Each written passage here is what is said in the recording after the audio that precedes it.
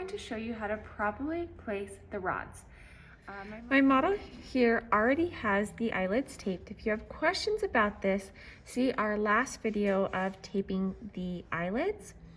But today I'm going to show you how to properly place the rods. On this eye, I will show you an incorrect method, and on this eye, I will show you the correct. So again, this is incorrect here. And a lot of the times I see people leaving the skin out. You want to get it as close to the lash line as possible. Another thing that you want to watch is to make sure that the shield isn't drooping down or isn't drooping up.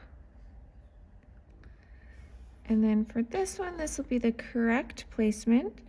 I want to get it as close to the lash line as possible here, and it should be hugging the eye.